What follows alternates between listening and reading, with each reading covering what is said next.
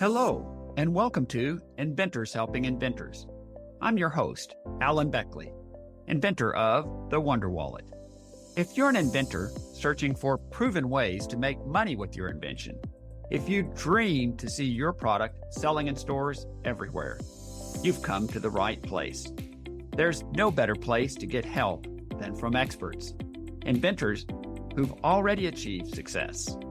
Every week, I interview successful inventors, asking them the questions you want to know. Tune in to learn from the experts so you can get your invention out of the tank and into the bank. And yes, AI has helped us tremendously over the last couple of years to improve the second version of the product. So one of the ways is taking all of this gesture data from the field and from even our internal research and being able to almost create these mathematical patterns. Welcome to episode number 608. Today, I interview Aneela Idnani. Aneela Idnani is a mental health advocate, entrepreneur, author, keynote speaker, and co-founder of HabitAware, a company she launched after transforming her own struggle with body-focused repetitive behaviors, BFRBs, into purpose. Aneela is the co-inventor of the Keen 2 Smart Bracelet, a behavior awareness device recognized as a Time magazine best invention and supported by NIH-funded research. Aneela is passionate about breaking the silence around mental health.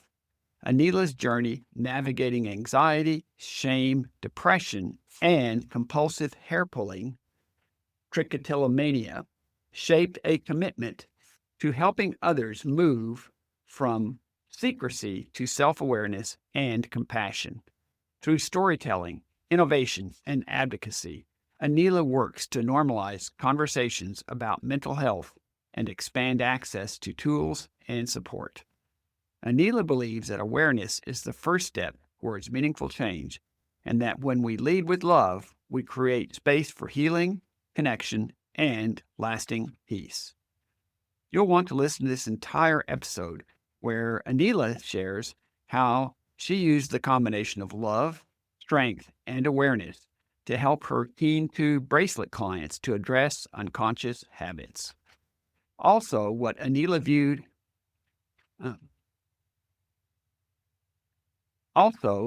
how Aneela viewed her own challenges with breast cancer to signal her that she was out of alignment and needed to do more self-care. And finally, how Aneela's company, HabitAware, has used advanced R&D through the use of AI and employment of SBIR grants from the National Institute of Mental Health. Now, let's get right to our interview with Aneela Idnani. Aneela Idnani, it's a pleasure having you back on the podcast with us again today. To bring our listeners up to date, you're the inventor of the Keen bracelet. For our newer listeners, I most recently interviewed you almost 2 years ago in September of 2024. That was episode 442. And in that episode, you shared with us that millions of people suffer from repetitive bad habits such as trichotillomania. That's a hair-pulling disorder, and such habits are clinically referred to as body-focused repetitive behaviors, or BFRBs for short. You had developed your original Keen bracelet in 2017 that helped BFRB sufferers to recognize when they were pulling their hair or other bad habits to help them overcome the habit. And in that episode, you shared how you had developed an improved Keen 2 bracelet where users no longer had to manually train their bracelets. And you'd also launched the Keen Light and Apple Watch. So for those who missed the first episode, the most recent episode, you may wish to pause this episode and go back and listen to number 442 first for all the details. But to kick off this episode, Aneela, can you share with our listeners how the explosion in AI tools and agents may have impacted your business or benefited it? And also, does AI give you more options for developing gestures and training for your products? Could you just share with our listeners how that's affected you? Yeah, absolutely. Just very quickly, for those of you who are a little unfamiliar with our work, our company is called HabitAware, and our smart bracelet Keen 2, what it does is it uses gesture detection. So it uses accelerometer, gyroscope, and a few other sensors in the bracelet to detect when someone is engaging in hair pulling, skin picking, or nail biting behaviors, or other similar behaviors that they want to not be doing anymore. These behaviors are rooted in self-soothing mechanism in the brains. So that's why they are considered mental health conditions, known as under the umbrella term of body-focused repetitive behaviors. And so that bracelet has been in market since 2017. We're now on our second version. And yes, AI has helped us tremendously over the last couple of years to improve the second version of the product. So one of the ways is taking all of this gesture data from the field and from even our internal research and being able to almost create these mathematical patterns of, oh, that calculation is eyebrow eyelash pulling with your left hand, and the person's hand is covering their eye, versus the person's hand is more on the side of their head. So that angle is very important to how the gesture algorithm works. And so we've been able to use AI in that respect of being able to go from the original version of the bracelet. You actually needed to train the bracelet for your specific behaviors. So you'd push a button, do your behavior, and then the bracelet and the app were working together to come up with that sort of imprint, that fingerprint, that specific calculation to you. Now, having all that data, we've been able to use machine learning, artificial intelligence, and also human intelligence of Dr. John Pritchard, who is one of our co-founders, our lead hardware engineer, our CTO, to now come up with basically a menu of, I pull my hair from my head like this. You push a button that has the picture that matches the way that your arm looks when you're pulling or picking or nail biting, and you just have to push a button now and it's set. And so that's one of the ways we've been using AI. We've been using it as well to analyze research data, as we have a few NIH research grants, so to help with that. And we've been using it in creating like an AI chatbot for folks that we haven't actually launched yet, but we've been toying with internally to help people better understand these conditions. We call it, my name is Aneela Idnani, so it's like AI, if you will, so that people can access my knowledge base without me having to take phone calls and stuff. Although the hard part is I love meeting people.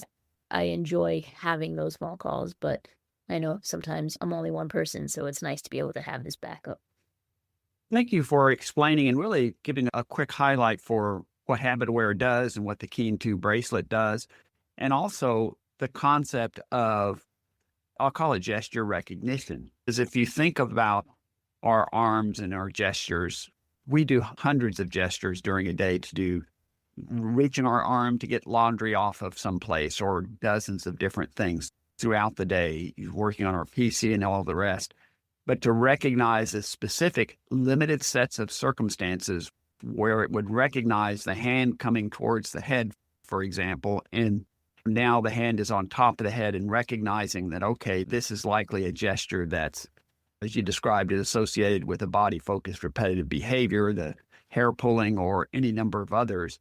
That's not a simple thing to program and to create, and then to make it where it recognizes that. And it's amazing that you, way back when in 2017, began to create this, and now you've just built upon that foundation and used AI and all those technical tools to make it where literally the training of the device is, in many cases, push buttons. So it's quite an advancement you've made in the last couple of years for sure. Yeah, it's been fun to build. I'm a creative technologist, if you will, so I'm more on the marketing, communications, community side of things, sharing my story, outreach, raising awareness. But it has been really fun to learn a little bit more about AI, and under all of it truly was John and his team within the HabitAware team, of course. And I do want to just point out, like, why is this important? Why did we go to such effort to build a bracelet that lets people know what their hands are doing.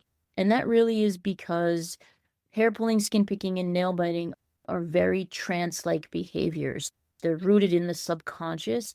And even when someone might know or might see their hand in their mouth, they're still not in control because it's in that reptile brain, right? And so that vibration helps shift it to the consciousness so that the person can snap out of that trance and say, "Oh, my hands are not where I want them to be. Why might I be engaging in this self-soothing behavior right now?" And then go ahead and actually pause and meet those needs. This work is very important to that recovery cycle. Awareness is actually the first step of the two main treatment models out there. And so without that awareness, treatment professionals can't really get through to their patients, to their clients. And so that we've been seeing a lot of success with their support as well, because they see the success in their patients. That's an amazing point. And as you were describing that it's a self-soothing, you think, gee, how many other things do we do that are in some fashion subconsciously self-soothing that are really not good for us at all? I would gather perhaps a lot of drinking could be Yep. self-soothing as well. Yep. Drinking, smoking, a lot of things, right? And so it's really important to recognize those moments and know that, give yourself grace when sometimes those things happen, but also recognize that, hey, you have a say. Your brain almost has a mind of its own in a sense. And when we learn to train it and control it and take back that mind of its own idea, your life can get better. It's so amazing. I want to switch gears and talk about another topic, Anil, and I understand that you've experienced personal medical challenges when you found out that you had breast cancer. Could you share with our listeners how that has impacted your business and also how you've dealt with the emotional and psychological challenges that cancer patients face? Could you share that with our listeners for a bit here? Yeah, absolutely. I want to just thank you for creating space for us to talk about this. I know it really doesn't have much to do with inventing things, but as we were in our little pre-recorded chit chat, reconnecting, I had said that it was really the lessons I take from it really helped me reinvent my life. And just backing up a little bit, again, with the work that we get to do to help people with body focused repetitive behaviors, the framework we've come up with to help people truly go through that new cycle of retraining the brain to healthier soothing strategies, we call it love, strength, and awareness.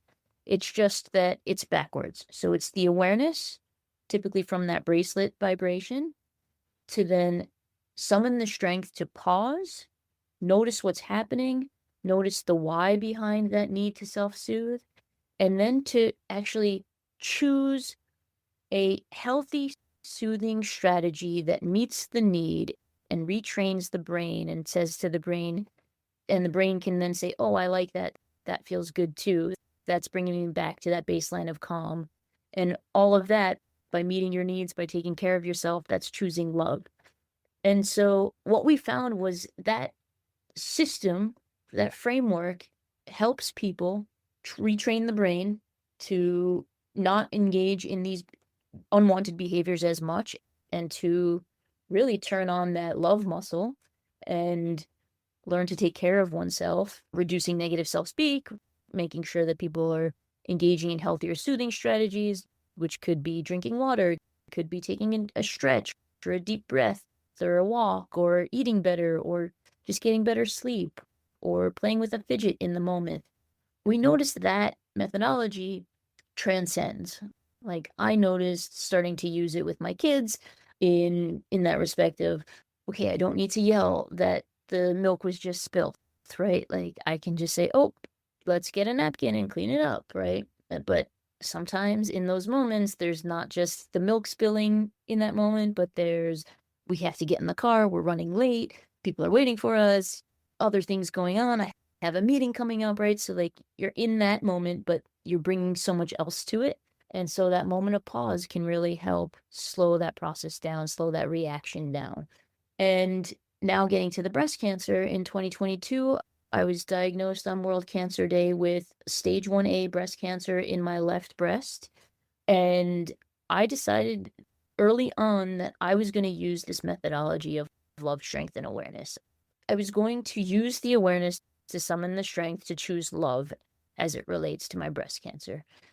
And I lost my father to cancer, to leukemia when I was 17 for about 3.5 years. So most of my high school career, he was in and out of hospitals. It was not a picnic in the park at all. And it was in the 90s, and we did not talk about mental health. We didn't really understand. I, as a younger person, didn't really understand what was going on with the medical care. And I just saw what chemotherapy, what all of these different modalities of medical care for cancer can do to a person's body, and I did not want that for me.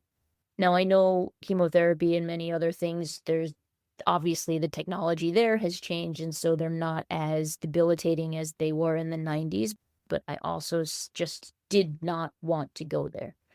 And so using this methodology, I said, okay, what is this cancer here for? Like just the hair pulling is actually a signal. It's a signal that I've gone off my baseline. And when I listen to that signal and take care of myself, then the hair pulling doesn't have to ring its alarm bell, right? And so I said, okay, cancer, you're just like the hair pulling. You're a signal that I've gone off somewhere. I'm off track. And I asked, like, where am I out of alignment? I talked to some friends in the medical community who help people with breast cancer. A friend of mine who's a radiologist, and she shared at the time she knew a handful of other people in our community that were going through breast cancer, and she had encouraged me to start looking at what everything that was on my plate and step back from some of these things so that I could take care of myself in that moment. That's exactly what the hair pulling is also trying to say. Hey, step back for a moment and take care of me. So I did that. And I looked and I said, oh, wow, I have an 8-year-old and a 5-year-old. Oh, wow, I am teaching entrepreneurship at the College of Art and Design here in Minneapolis. Oh, wow, I'm on the board of 3 nonprofits, 2 for startups, 1 for mental health. Oh, I'm running HabitAware and trying to raise awareness of BFRBs. So I was doing a lot. I was volunteering at my kid's school too, which was always fun to do. And I said, okay, I'm going to listen. I'm going to stop some of this stuff so that I can take care of myself. I went back into therapy after a long time and worked with a therapist. And again, the breast cancers, I did the medically necessary, but I also believed that mentality of not fighting with the breast cancer, but instead saying, okay, what are you here for? How can I actually benefit from you? How can I change my life in a good way? How can I reinvent? I feel like it listened and it saw that I was listening, and it was like, okay, I think I don't need to push further. I don't need to make it so that you have to have chemotherapy or radiation. Like you're listening, you're doing the medically necessary, you're on the medication, you did the surgery, you're making changes in your life, you're learning to love yourself more. And I could not have done that if I didn't have this bracelet that taught me how to do it. That's so amazing. And I'd like to just unpack just a few of the multiple points you made. And I'm very sorry that it all came No, out. it's fantastic. I think it's going to help a lot of our listeners who are suffering various forms of the same issues. And one of the key things I highlighted is what I call is self-care. That's usually dead last for many of us, especially as a mom with 2 kids. We're so busy taking care of everyone else's needs that sometimes our own personal needs feel like it's selfish, when in fact, if we're not helping, we're not in a good place, we can't really help others. So self-care is really important, but it's something many of us don't do a very good job of.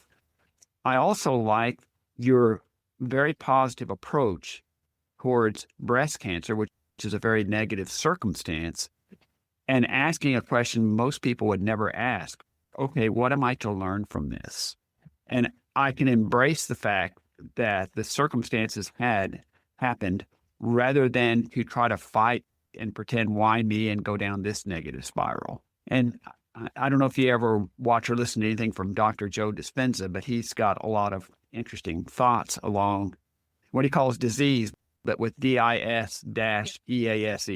Yep. That our brain often draws illnesses towards us, and that's a concept of disease. So, self care, taking care of yourself, reflecting, in what degree am I out of alignment here? How much is on my plate? Could I offload some of that? Would that put me in a better place? And I think your story illustrates very clearly that you've gotten lots of benefits from that. And ultimately, from developing the Keen and the Keen 2, put you in a place to recognize things that I'm betting you wouldn't have recognized anywhere nearly so easily had you not done that. I guess my last point I wanted to add is you were talking about self-soothing. Really, it's all about positive self-soothing. Taking otherwise negative self-soothing that is often destructive and converting it and changing it over to positive self-soothing, the thoughts that I gathered from your story. And I really thank you for sharing that with our listeners, because these are difficult circumstances and many people go through them. Oh, yeah, it's any illness, any disease, any medical scenario is it's hard. It's really hard, and I don't mean to discount that at all to anyone listening, because I will share this story, and I get some flack for cancer is really difficult, and yes, it is, but it's also the mindset that you want and you choose to bring to the table. And yeah, you mentioned Joe Dispenza. I've done couple of his meditations on YouTube, but I also follow a lot of similar people to that whole world of, yeah, the mind is a really powerful place, and our thoughts, our energy, and going into a sickness with negative thinking is just going to make the journey harder. And so I knew I had to choose looking at this in a different way, looking at this with rose-colored glasses on so that I could get out faster. And it served you so well. There's just no doubt about that. And so I appreciate you sharing that journey that you've had with that, along with obviously the journey of your business. And speaking of the business, what I would like to ask are, what are you most excited about currently in your business? And are there some new developments that you have that you could share with our audience?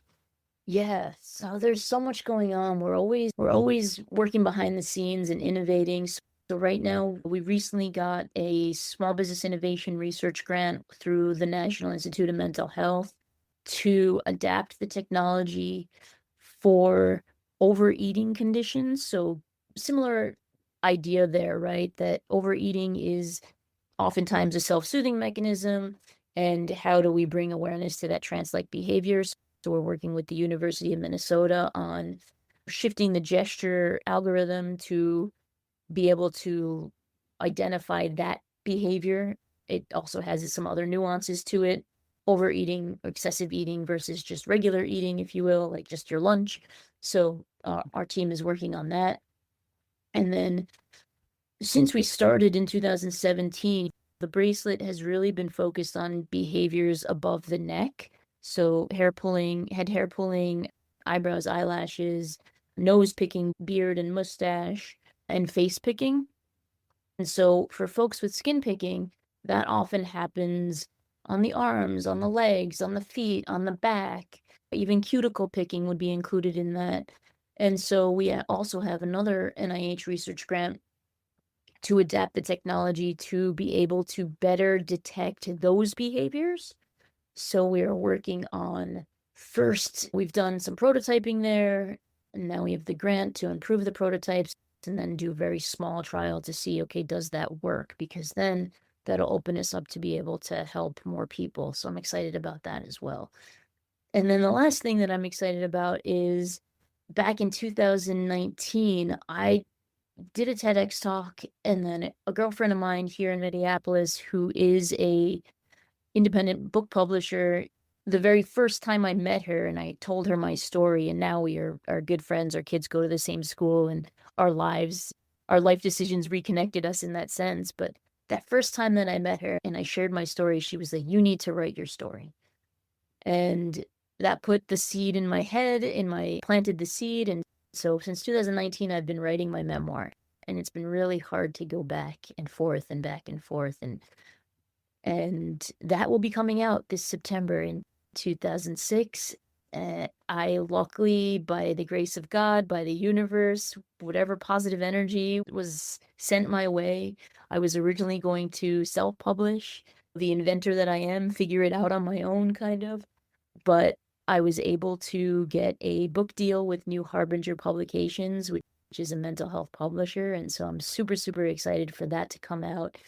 Some of the stories that I've just shared are really highlighted in there in more detail, and just that I don't like using the word wisdom, but somehow there's a lot of deep learnings from the life that I've lived that I'm hopeful that other people will find helpful as they continue their journey on this earth. So that's the big thing I'm excited for, is the change that book is going to be able to make for the BFRB community, to raise awareness so that people know that acronym BFRB, just as they know OCD or ADHD, and for the change that it can make for anyone who reads it. Thank you again for sharing that. And first of all, congratulations. Writing a book is not easy, but writing your memoir and somebody help you with that and getting through that. And yes, indeed, it will definitely help a lot of people, because the book is yet another way to reach people that otherwise would never hear of you or get your message. And getting a book published, especially through a publisher like New Harbinger, is phenomenal. So big kudos on getting that done. And also the way you continue to basically reach out to small business innovation research, SBIR, and others, and then be able to get funding to help you with further development of other issues to be worked so that you can bring out even more products to help people with these. I'm just calling them negative self-soothing. I never thought of it from that perspective, but I think that's a pretty accurate description. Just on a kind of strange side note, I was thinking that, for example, since you're talking about people dealing with overeating, I don't think anywhere in the wild do you see obese animals, if you think about it. They eat what they need when they need it, but they don't eat more than what they need. Yep. Now, our domestic pets can be just like us, and we're going to feed them too much. That's another story. Yeah. But, Those animals outside are getting there. They're moving, they're exercising, they're running around. Some of them have to actually really hunt for their food. So yeah, that's a great example. There's so much in the animal world that we can learn from. Even if you think about body focused repetitive behaviors, ultimately they're just self-grooming behaviors gone awry, right? The hair pulling, you can think of monkeys and gorillas like picking the nits out of their baby's hair, right? Like these are rooted in those primal instincts in a sense. They just go on overdrive because something in the brain says, "Oh, I like that. I want more of it." But it's the negative cycle of the bald spots or the skin bleeding or the skin infections that then creates this, wait a minute, no, why am I doing this to myself? Is that mentality, but really it's not a choice. It's just happening in that, like you mentioned, that reptile, the amygdala part of the brain where we're not really in control. And yeah, I love that example. yeah, it seems apt anyways. But as we roll towards a close, Aneela, are there any parting words that you'd like to leave us with? Yeah, for anyone listening, if you hear anything within this story, whether it's you're working on a product idea and you're interested in SBIR or anything, SBIR stands for Small Business Innovation Research Grants, or any part of this story that was interesting to you or you want to connect on, please find. I'm easy to find on Instagram, on LinkedIn. I would love to connect with anyone working on cool things that are hopefully going to be able to help others. And yeah, if you're interested in hearing about the book, it's called Aneela, Where Are Your Eyebrows? And we'll be launching in the summer for pre-order and start shipping in the fall. So very much hope if anyone wants to stay in touch on that, just again reach out and I'll put you on that list. And if you need help with hair pulling, skin picking, or nail biting, HabitAware is here for you. So please come find us on our website. And I'm rooting for you. I'm rooting for anyone and everyone that's got an idea in their heart and may not know how to get started. Just start with the ugliest thing you can, the easiest thing you can, and just keep going from there. And one day you'll be hopefully in a position like I am, taking that innovation, taking that invention, being able to help others and finding fulfillment in it. That's super. And Aneela, they obviously can find you at, I guess it would be HabitAware.com for your website. Yeah, HabitAware.com is where you can find the smart bracelet. You can also find me there. You can write into our contact us on there. Or if you want to find me directly, LinkedIn or Instagram, just search for my name and you'll find me. Final question. Can you spell your name for our listeners so that they'll know how to search to find you on Instagram or LinkedIn? Absolutely. It is Aneela. And then the last name is D as in David, N as in Nancy, Ani. Perfect. Aneela Idnani, and that way they can find you. Aneela, I just want to thank you so much once again for being on the podcast with us. Now the third time, I think, and sharing not only your business journey, but a personal journey that you've had into the health spectrum. And I think this is going to help a lot of listeners, and I really appreciate that. And as always, I'd like to reserve the opportunity maybe in 6 months or a year to connect with you again and find out what's going on with you at that time. Absolutely. I welcome being back, and I welcome and am very grateful for this space, Alan, to share so vulnerably, to share technically, and to connect with you again and your community of inventors. So thank you so much for having me. You bet. Thank you so much for being on today. Thanks so much for tuning in to Inventors Helping Inventors. If you like the show, please tell your friends about it. Make sure to subscribe in iTunes or wherever you get your podcasts so you won't miss a single episode. Talk to you soon.